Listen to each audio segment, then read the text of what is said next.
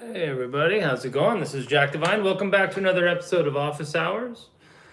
Today you're catching me between some students, and unfortunately I just spilled a cup of coffee up here on my console and it's pissing me off.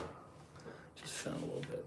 Not sure what's going on with the rest of my afternoon, as I have a student who I've been studying with for quite a long time and he has yet to confirm for this afternoon's scheduled 5 p.m. lesson. So, Burner, I expect you to check in with Professor Devine any minute now.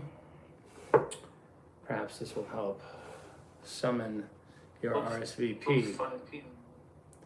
Hey man, what's up, Hayes Moss? And hey, it's Greg. Fishy Fish says hey. I see some folks here in the chat.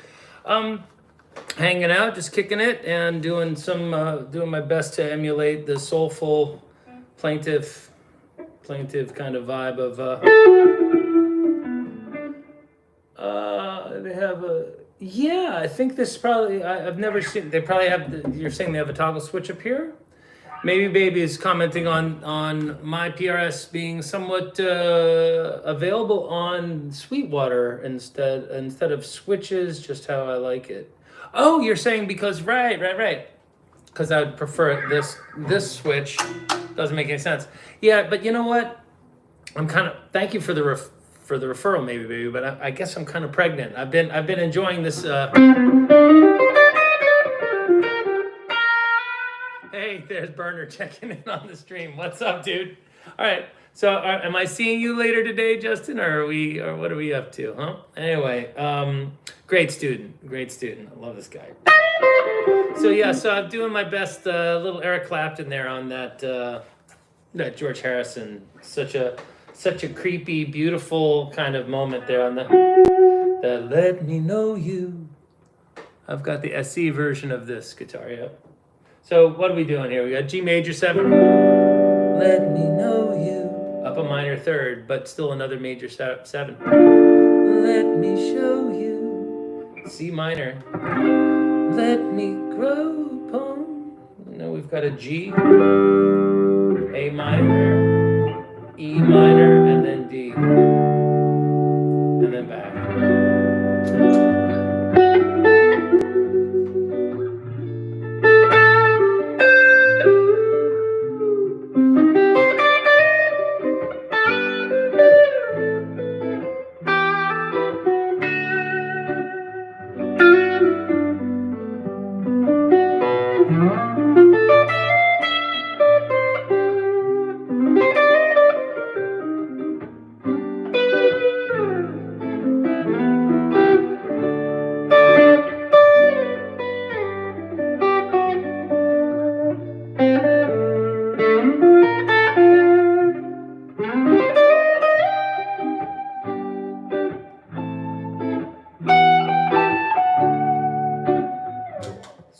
pretty. I mean, oh my God, damn, that is a gorgeous progression.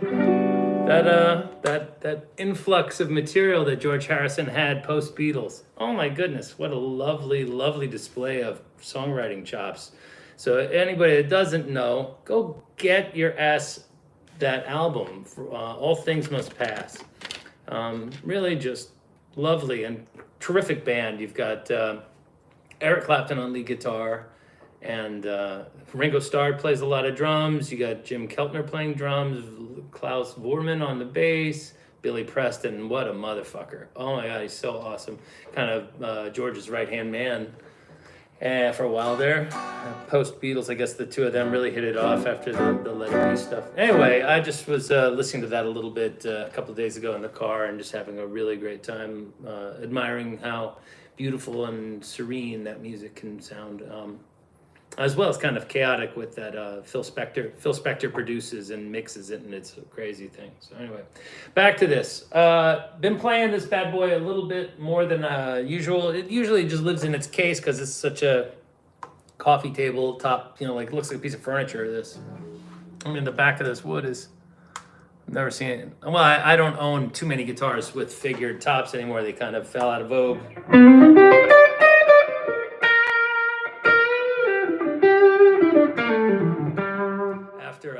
After the early 90s or something like that, right? So anyway, great opportunity for you to practice your major 7 arpeggios. And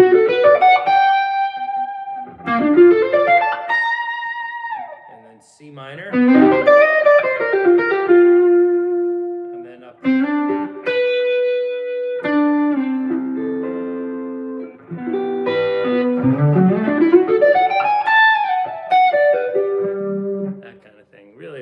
Lovely sound. Anyway, I don't know. Today what I was thinking about talking to you guys about was actually rhythm guitar.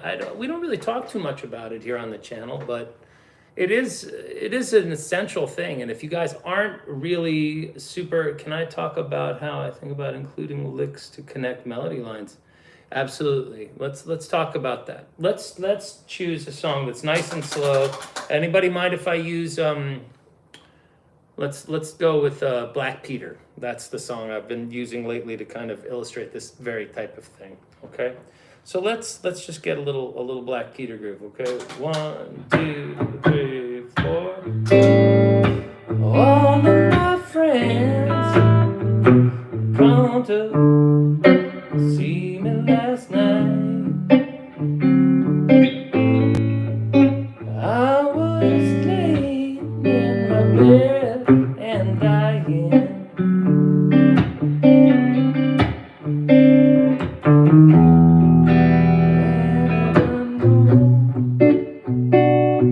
A major to G to F sharp minor, then E minor.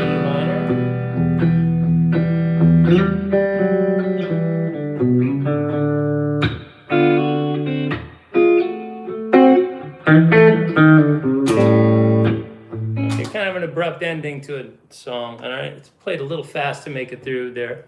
Exactly, Hayes Moss gets it. Okay, so let's talk about connecting licks to the melody. So what's the melody? All of my friends, all of my friends, all of my friends, friends. So something like that, and then we have come to see me last night. Let's just try that for the melody.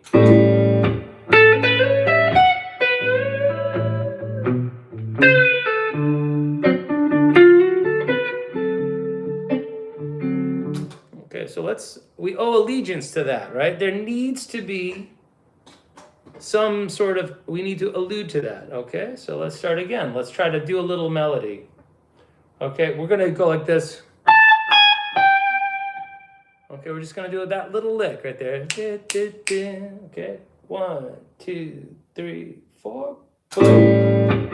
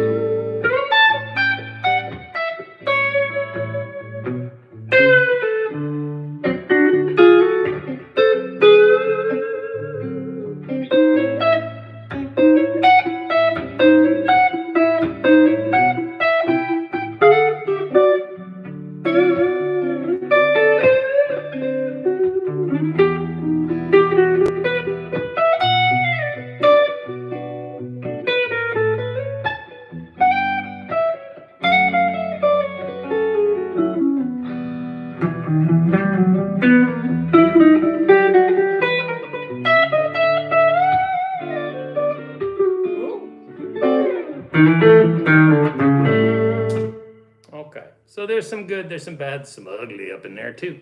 All right, so I played the melody.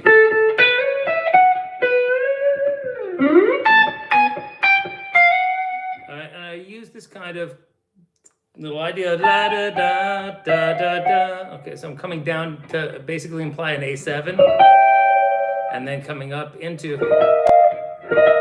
a D chord up into its third from the second degree. Okay, which is what I was going to be doing anyway, right? I was going to be.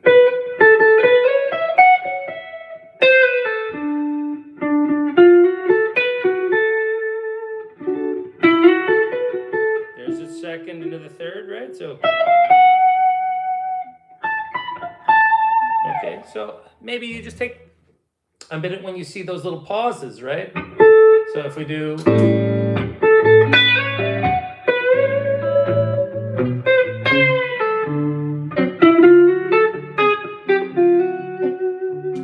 Okay, kind of a curveball. Instead of actually playing the second half of the melody, you use a little rhythm.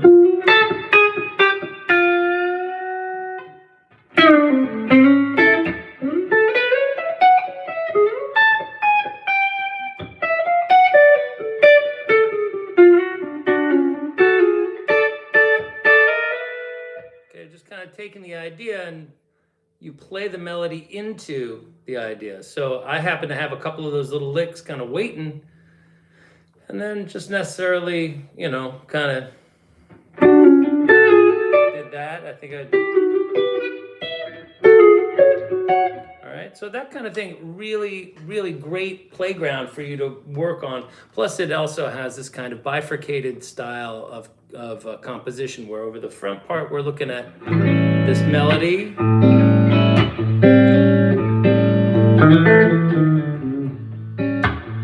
very vibey and bluesy, right? And then we get into the more arpeggiated stuff of the.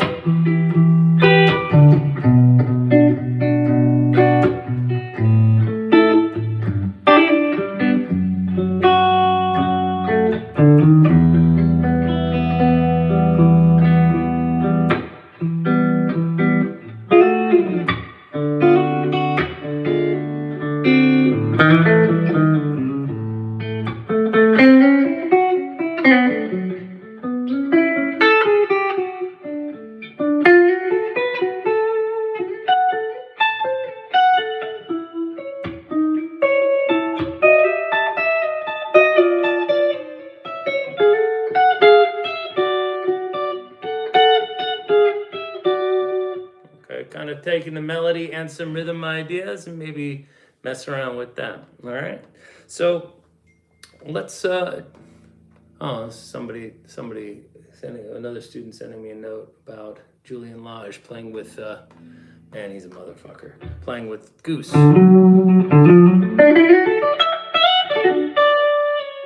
All right, so that's the idea about how to include the melody. Now, as far as which licks you choose, Greg, that's kind of going to be dependent on, your level and your tuning, for you especially, right? And for, when I say level, I mean where you are in your journey of fluidity, achieving fluidity. What we're really looking for, obviously, on the instrument is not hitting wrong notes and being inventive and stuff like that. Seeing Goose here in Europe tomorrow night. Hey, wow, that's cool. Where are you, Hayes Moss? Where are you? Which country? I guess I could determine that by looking at Goose's gig calendar. That's not Europe. That says Eugene. I see. I was like, wow, okay. Did you edit that, or did I misread that? Hold on a second. Here we go. Now it'll be better. There we go. No. Okay, Eugene, Oregon. Okay, gotcha. Gotcha, absolutely. So, wow, that's great. They're a terrific band. I think Rick is probably one of the brightest lights shining within the young guitar playing community, and it's wonderful to see, happening young musicians out there making hopefully they're making a comfortable living. They sure do put a lot of effort into their lighting and stage show, though, I must say that. So I wanted to talk a little bit about rhythm guitar, and in particular the the rhythm guitar style that a lot of people are interested in would probably be that of the Grateful Dead. I'm presuming that you guys are interested in that kind of thing. So while the loop I had set up of absolutely, Greg, no problem. Greg says thanks. Anyway, thank you, Greg, actually, for tuning in. So the idea of learning how to play rhythm guitar over Bob Weir's style is somewhat daunting because he's kind of his own little thing. You know, you can't really. You're gonna have to figure out what key moves he makes are the ones that you're gonna bring into your wheelhouse. Okay, and he has an interesting approach to how the instrument is played. One of the things that you're going to have to get used to is the sound, how to get the sound. So he plays like up here on the board, and he'll often use a guitar with two pickups and be in the middle position to get that kind of chime here. All right, he uses a little bit of like flesh. You'll hear like kind of like almost harmonics coming up either from playing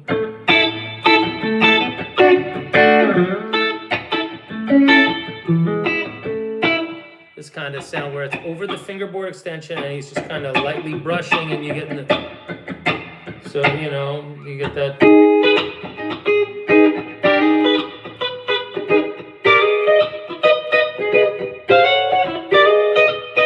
All right, I might mellow it out a little bit. Usually it's pretty bright, especially starting in like the 70s, mid 70s, things got a lot chimier. He used to use a little bit of grime, like grit, you know, like that, and a lot of power. I believe he plays flat wound strings actually, so that's going to thicken up and kind of contain the low strings as well. I'm not such a devotee that I'm about to change up my whole string game, but it is something to consider. So if we're looking at playing something like we have to learn how to get our whole hand moving while we play. We can't be kind of stopping mid-strum. The whole point is that this is kind of a motor that's moving. So if we want to look at, say, Bertha or something like that, or the octaves in Scarlet, we can really kind of take a look at this. So if you take a look at, like, I think Garcia's playing something like this on Bertha.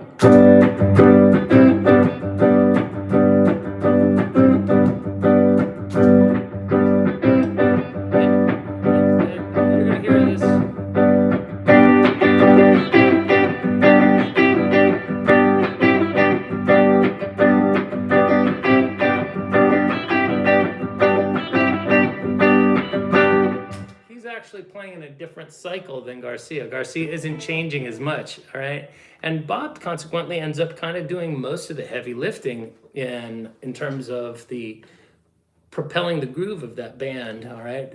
Now Garcia reinforces a lot. He's more about like doing things, lots of octaves, and it kind of has that kind of loping, kind of disconnected swing and syncopation to his playing.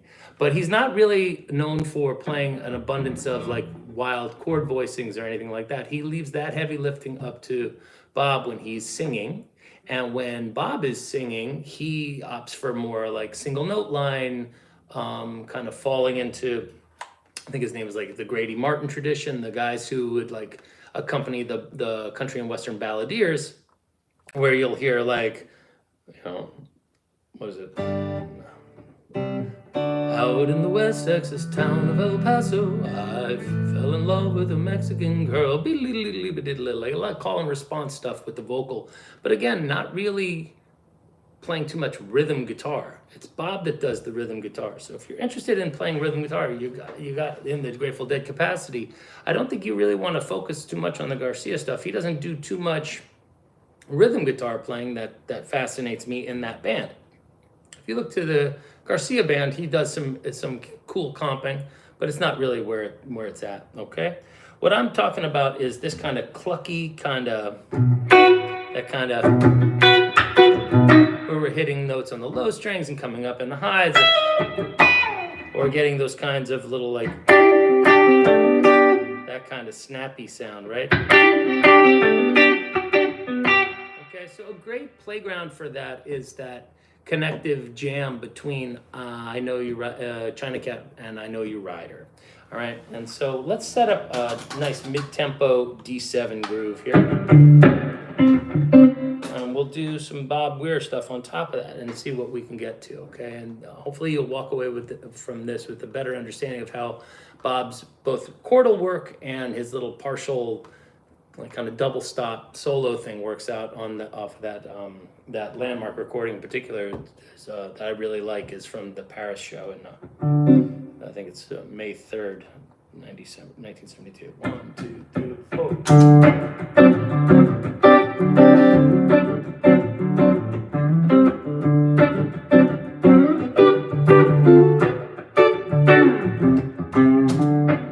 See if that's in tune.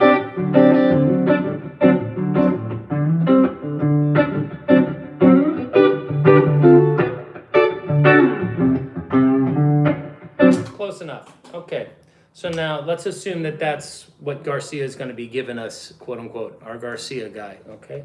So the big moves that we're seeing, we're going to take our ring finger and our middle finger, and we're going to put them on the D and the B string, and we're going to come up to the 10th fret.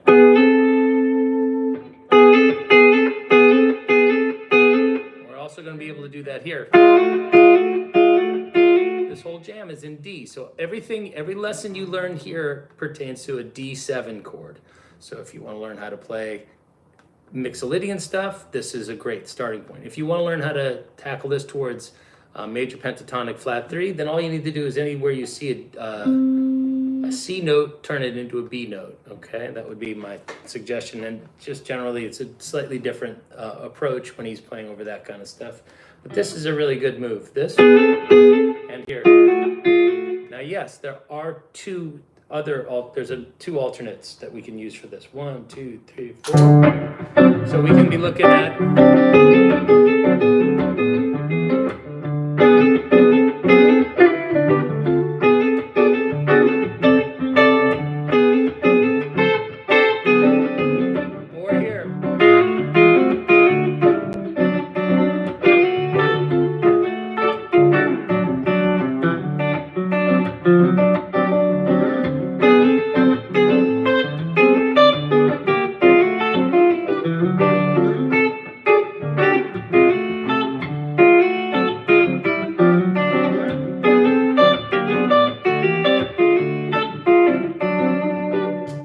So these are just sixths, okay? That's not that big a deal, but what we're doing here is we're taking the 5th of the D chord and the dominant 7th, or the flat 7th, and then we're...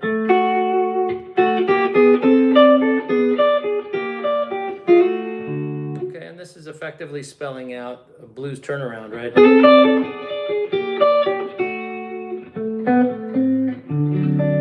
Okay, but Bob uses this partial. Okay, the other thing we can do is we can switch it from these two fingers to these two fingers, and we can get a pedal tone that happens on the upstroke, and this is a very nice effect. So this is the D, and that's our pedal, and we're going to go...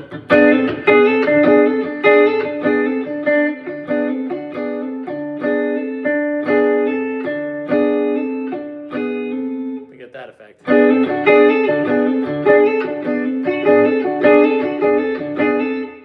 We can get the same thing here. I don't use that one too much. And I don't really use this too much either in this octave. I use it a lot here.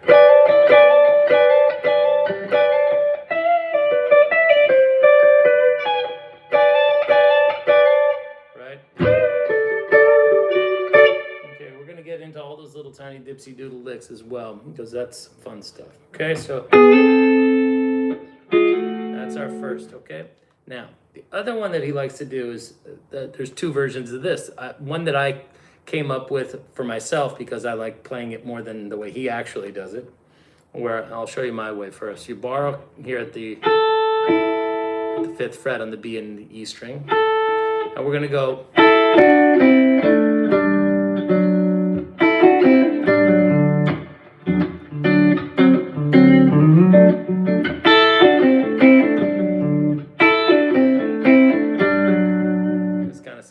And this comes in very handy over top of that.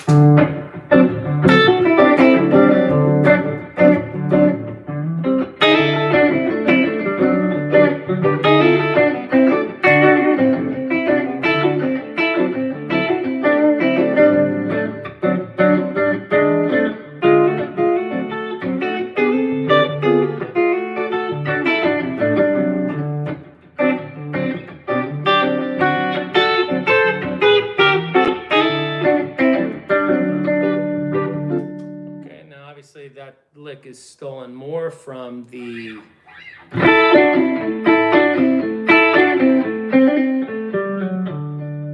I please show that run a little slower? Absolutely. You mean this little thing there? Okay, so what we're doing is we're thinking about this out of a D chord shape here, fishy fish. We're gonna bar. Now we're gonna take these two fingers, the ring and the pinky, and we're gonna form like a paddle, okay? We're gonna bar here and then bar here again. Or we can go, okay, that's sort of the fourth here and then resolving into the third. And keeping the octave with the pinky. So that's barred, then coming here, these two, that's the root and the third. Then back 2 frets, but rather than sliding, we're just gonna access it right here. Or, and then we can actually walk chromatically up. Or, okay, and that comes in real handy in some spots, okay? So,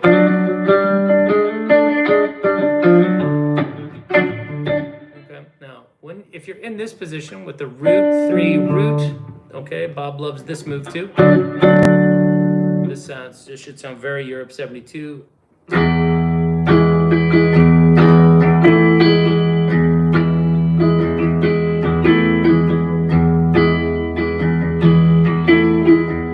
He just flattens out his middle finger to get the sus4 there rather than going this. So in D it would be this. All right, if you want to be an Iron Maiden fan. I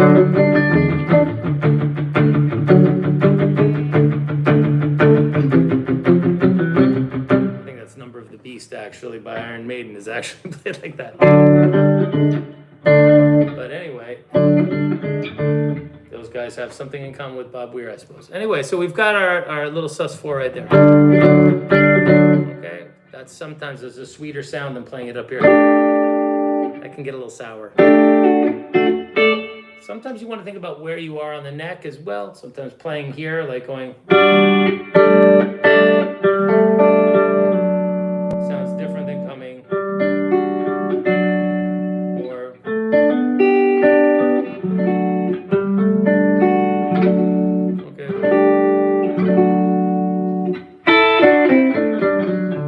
So that right there is kind of a proxy lick version of that lick from Morning Dew that you'll hear going like, what is it?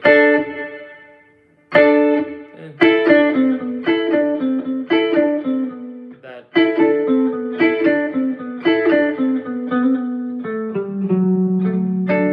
You hear him do that, right? Or maybe sometimes you hear. Which is one that he likes to do in this, okay, over top of the this is like a nice little move where he'll go, now,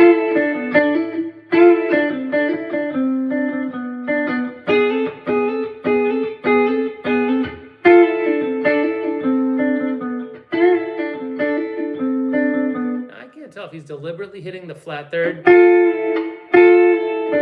or just not capable of bending up accurately to a, because he's playing with flat wound strings. It might be a little thicker than I'm wearing currently.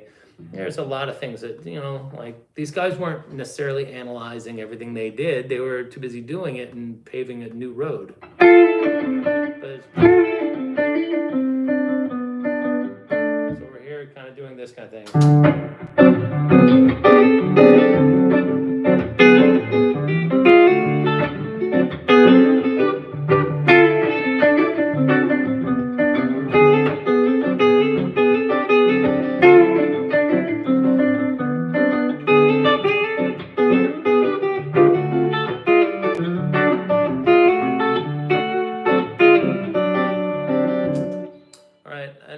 I kind of glazed over this idea of, oh, those are just sixths going, but I'm reaching up and grabbing chord tones. Sorry.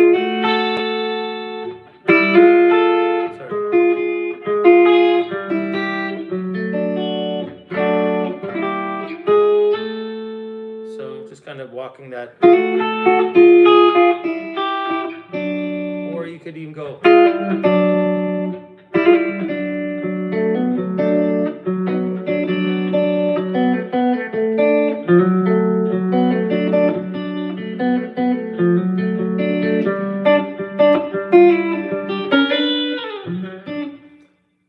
It's similar to you, and again, I think that's in G. The news is out.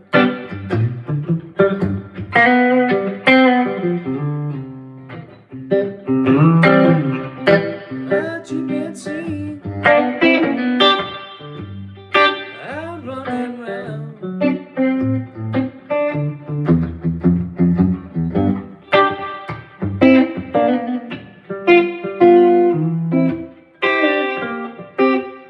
What can I do? Win again. This heart of mine for can never see.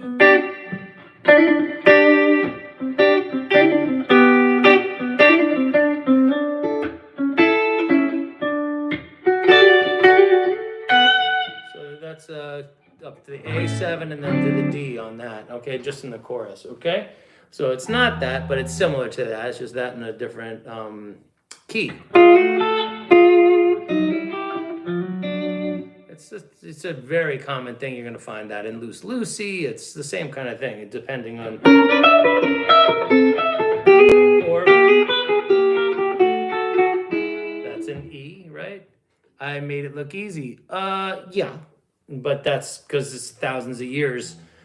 You know, it's like at this point I've done that. I've probably failed at doing that more times than you've done anything in life. I am an old geezer, all right? I'm 54 years. I've been playing since I was 10 years old. This is an oldie but a goodie, okay?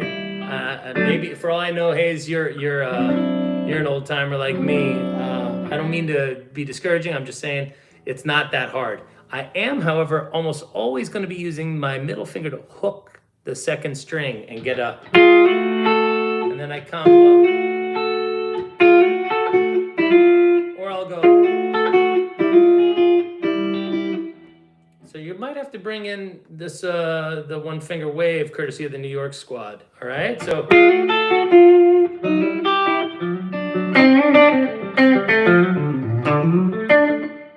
All right, where was I? Oh yeah.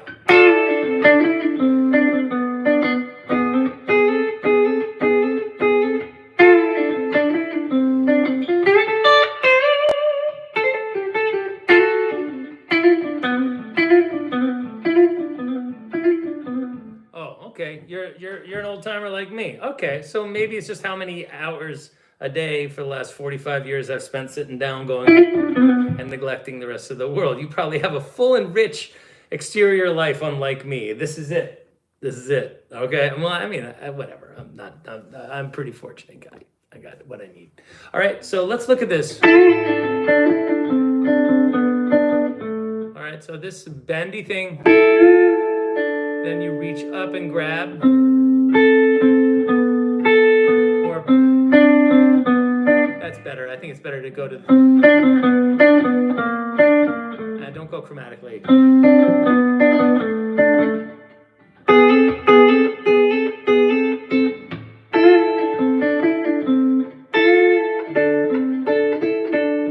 So that's being pedaled and that's staying there, and you kind of have to do everything with just these two fingers.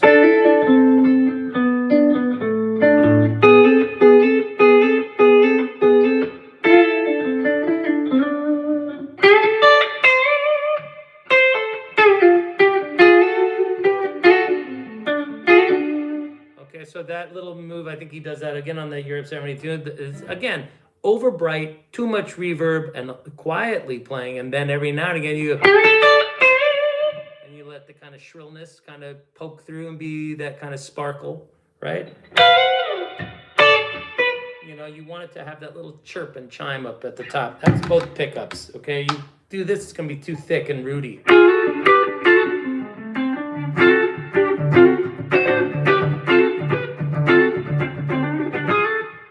Too Texas at that point, right? We want that, right? We want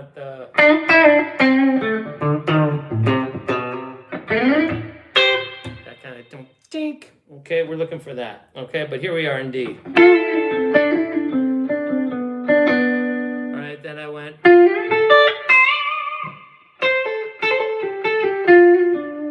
All right, so that's just kind of like a poorly executed little blues lick that I remember hearing him do. Okay, and he has a kind of an unsure bend. It's kind of, it's not very great on the recording, but it sounds great. Okay, then we get into this number, and this is kind of where Bob's genius shows up. I don't quite get how he came up with this idea, but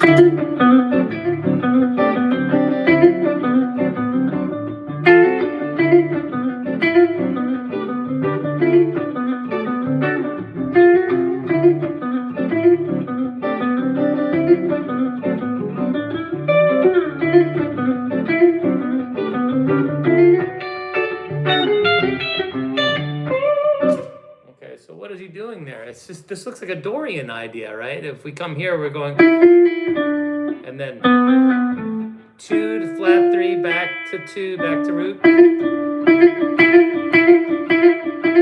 So there's the downstroke on the G string, and then a trill, and then an upstroke on the D.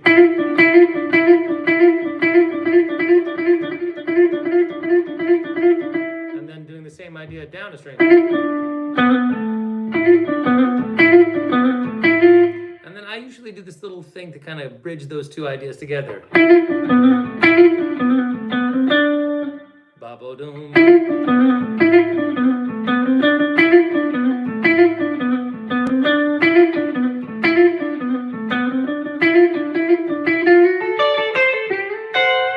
Then back up into this more of a D7 sound, okay? So he kind of pushes it towards a minor sound, and you definitely will be hearing that.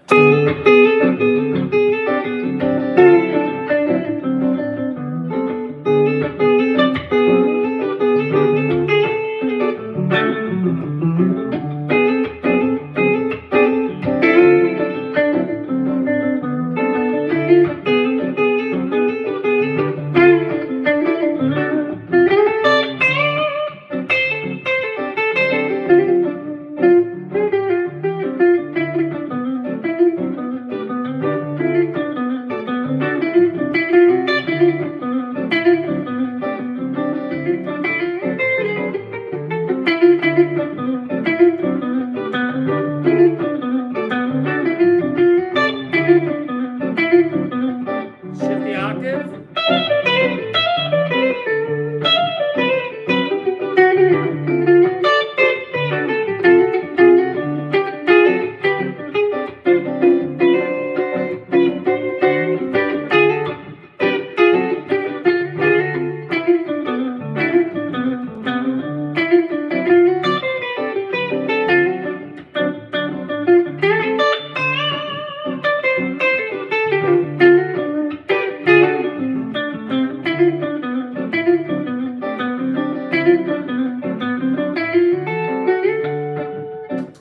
So you want to learn how to kind of pay homage to your favorite versions of these tunes. That's what I do, without actually playing it note for note, because there's no way that the backing band that you're playing with is going to reproduce what the backing band he was playing with. So whatever you think you're doing in terms of, playing a note for note rendering of it, it won't have nearly the same impact as if you use some of the same concepts and put it on top of, always keep it on top of the band that's actually playing with you, because you're going to sit there and you're going to be frustrated when you're trying to do what he did on top of that. So these are the ideas, but not necessarily duration and some of the connective ideas. You're just going to need to kind of fudge it and build it on site. Okay, so there's a certain amount of play it as it lies kind of. Okay, so that's this idea. And you can get a little bit more.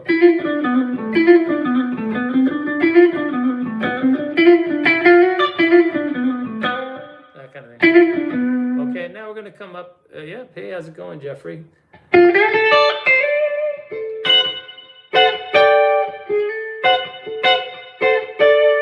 Okay, so now we've got like a D7 shape, just up 12 frets. All right, and we're gonna be doing the same thing.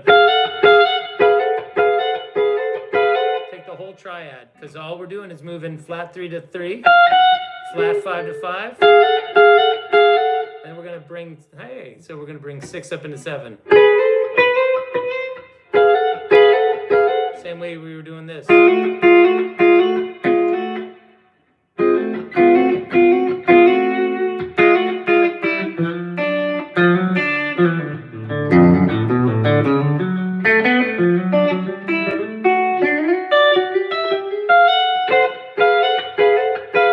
See that?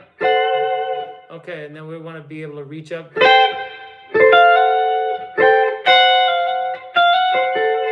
Again, with that chimey chirp on the upstroke with too much verb. That's kind of essential for me anyway. I like that.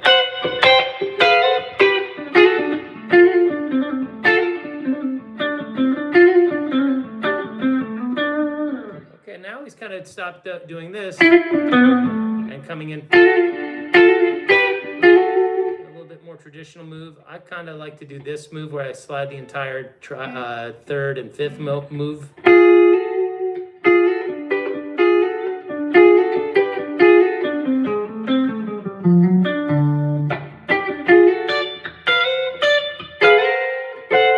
That kind of thing. Okay, and last but not least, we're going to be bringing it up into here, which is just the octave of this. All right, but because of the B string being tuned up or down, I forget what it is. It's yeah, that's what it is. So we gain a fret up here. So it gets closer. Plus the frets are getting smaller. So this is much easier, and we can kind of keep this pedaled here, and we're going to go.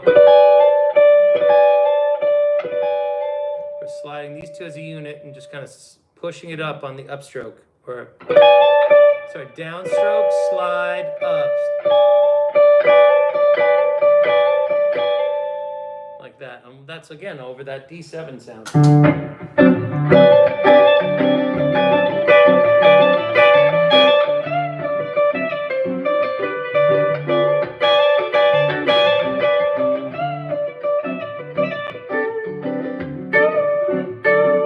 He likes to do this.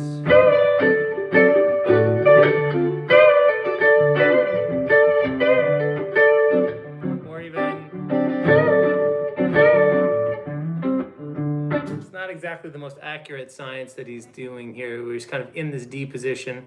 When he hammers onto the B note, he'll bend it. And it doesn't matter that the D note is bending up with you, it still sounds cool. Okay, so that's your D triad right there. So, okay, so we're coming out of that.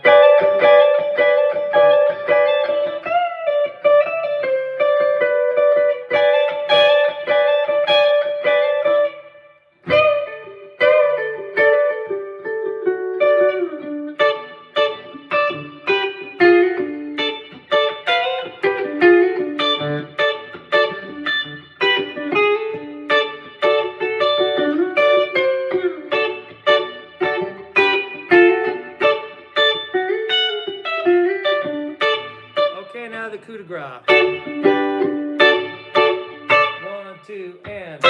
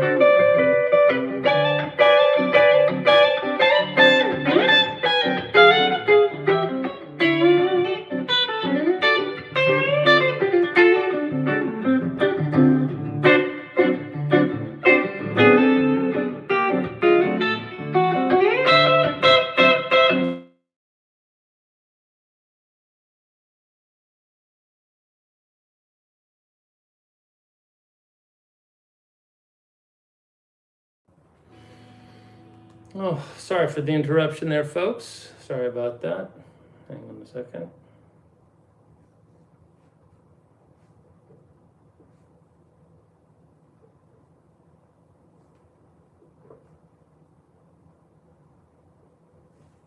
So that's pretty much all there is about that little section. Okay, let's break that down a little bit for those who can't see what's going on. I'm kind of far away from the camera. I wish I could get closer, but my desk is right there. So here we go. All right, we're going to come up with our middle finger on the 12th fret E string. And I want you to do it like this, where you're playing the ring finger on the C note. And you're basically just taking this along.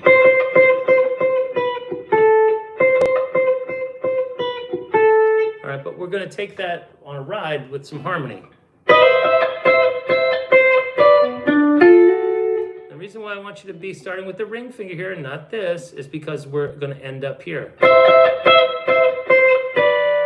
Right, we're coming back. Now there's a space, right? We were 1 fret, now we're 2 frets. Throw your ring finger up onto the D string. And then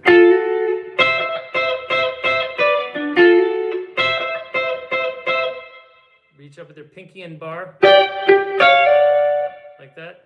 So we're barring there across both the B and the E string, and then bending in, not bending, sliding. I kind of hit the index finger of the 12th fret. It doesn't matter if you do or don't. It's just kind of there, just as more of a bit of rhythm. Pardon me here. Gotta get rid of that. Doink, doink, boom. Here we are. I'm back.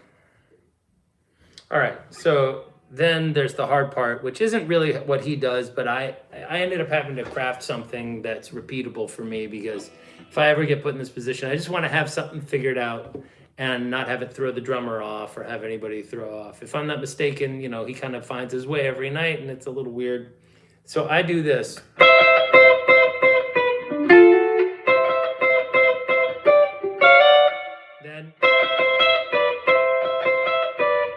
So that's just the first 2 moves. I'm just anticipating that shape the second time. Then we're going to go.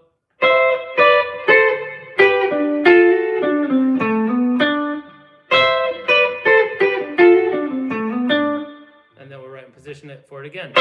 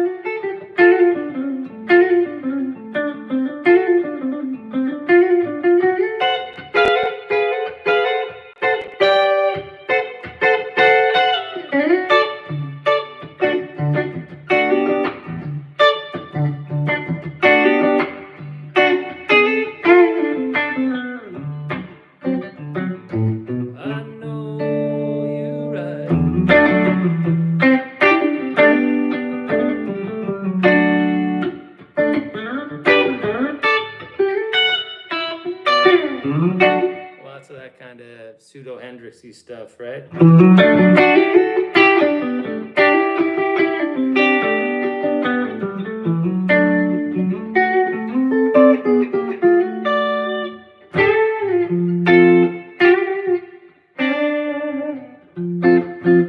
Okay, so that's pretty much the jam there, okay?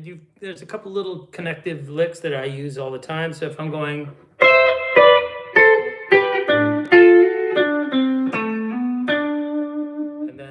the one that brings you up, this kind of upward conveyor belt is.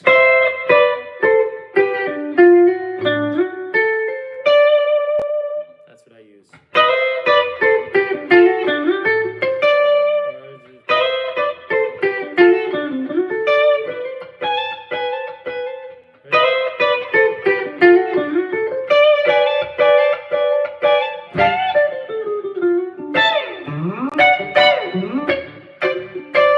Let's hear that. 1, 2, 3, 4.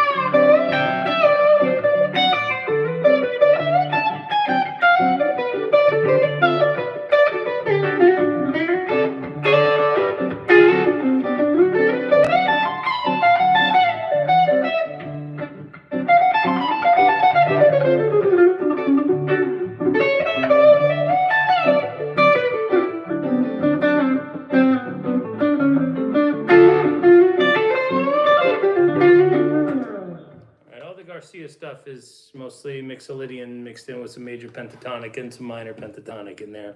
All right. Other than that, that's really what I wanted to share with you guys. Is some of those are like the Bobby little licky licks that make the most sense during those Mixolydian jams, okay? And he's using all of that stuff all the time. There might be one or two little like when he's doing like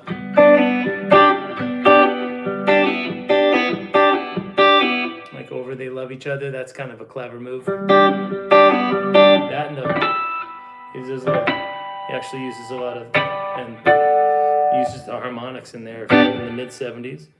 All right, and then you've got, like I said, this. That's kind of a big thing on that.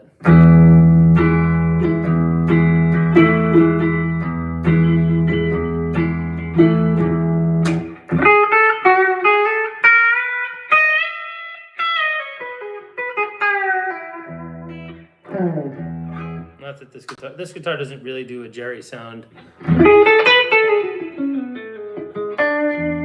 Doesn't sound bad there, but you know.